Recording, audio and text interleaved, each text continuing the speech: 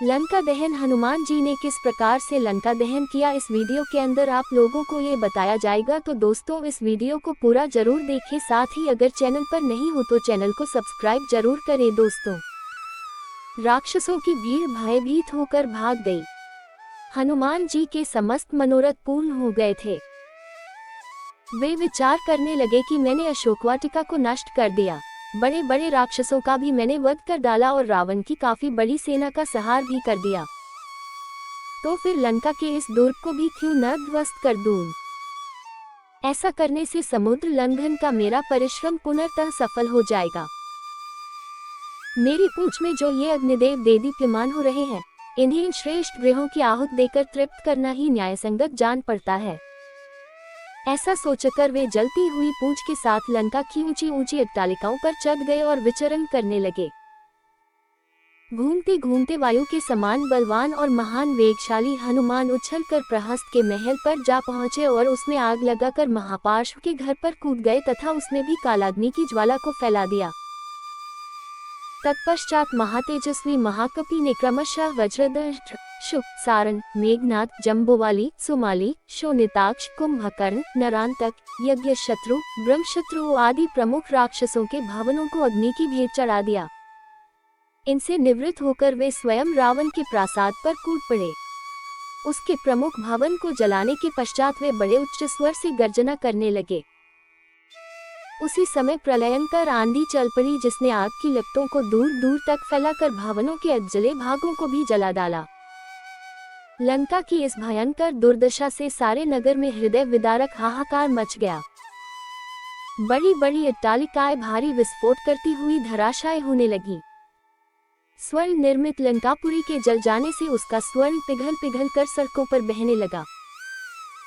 सहस्त्रों राक्षस और उनकी पत्नियां हाहाकार करती हुई इधर उधर दौड़ने लगी। आकाशमंडल अग्नि के प्रकाश से जगमगा उठा। उसमें रक्त एवं कृष्णवर्ण धुआं भर गया, जिसमें से फुलझड़ियों की भांति चिनगारियां छूटने लगी। इस भयंकर ज्वाला में सहस्त्रों राक्षस जल गए और उनके जले अजले शरीरों से भयंकर दुर्गंध फैलने लगी। संपूर्ण लंकापुरी में केवल एक भवन ऐसा था जो अग्नि के प्रकोप से सुरक्षित था, और वह था नीतिवान विभीषण का प्रासाद। लंका को भस्मीभूत करने के पश्चात वे पुनः अशोकवाटिका में सीता के पास पहुंचे। उन्हें सादर प्रणाम करके बोले, हे माता, अब मैं यहाँ से श्री रामचंद्र जी के पास लौट रहा हूँ। रावण को और लंकावासियों को मैंने राघव की शक्ति का थोड़ा सा आभास करा दिया है। अब आप निर्भय होकर रहें। अब शीघ्र ही रामचंद्र जी वानर सेना के साथ लंका पर आक्रमण करेंगे और रावण को मारकर आपको अपने साथ ले जाएंगे। अब मुझे आज्ञा दे ताकि मैं लौटकर आपका शुभ संदेश श्री रामचंद्र जी को सुनाऊं, जिससे वे आपको छुड़ाने की व्यवस्था करें। ये कहकर और सीता जी को धैर्य बंधाकर हनुमान अपने कटक की ओर चल पड़े। जनकनंदिनी से विदा लेकर तीव्र वेग से विशाल सागर को पार करते हुए हनुमान वापस सागर के उस तट पर पहुंचे, जहां असंख्य वानर जाम्बवंत के और अंगद के साथ उनकी प्रतीक्षा में आंखें बिछाए बैठे थे।